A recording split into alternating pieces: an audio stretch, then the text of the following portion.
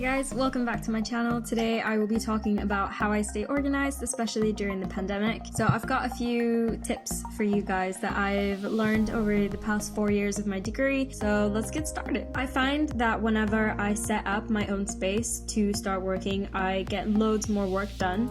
And I think that's because I truly believe in differentiating where you're working.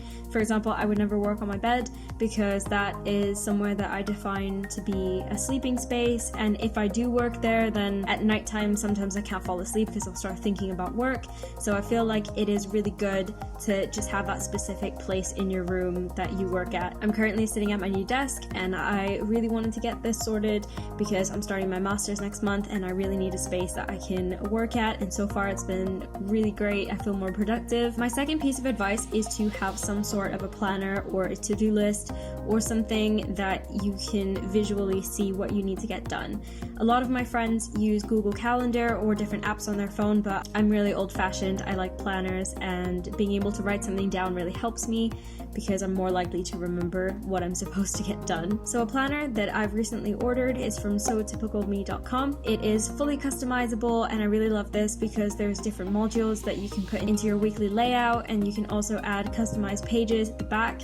You can change the front cover, back cover, the color of the spiral, the color of the string, and it comes with really cute stickers as well. Needless to say, I really love this planner and I'm really excited to start using it next month. I learned this technique from watching Sadie Aldis, and she recommends that if you start time blocking the day, you're able to get more work done because you basically section out a time of your day. For example, if you were editing YouTube videos or if you needed to read different articles, it's really great to have just that time set. It helps you become more realistic about the time that you need to get something done, and it helps manage your expectations. I follow this a lot and I put reminders everywhere, whether that be sticky notes or setting alarms. It really helps because sometimes I can lose track when I'm doing something else, or if I've gone and taken a productive break and I find it really hard to get back into the work that I'm doing. Having these little reminders and little alarms really help keep me on track. Recently I've been doing this, and it's to have somebody hold you accountable for something that you need to get done.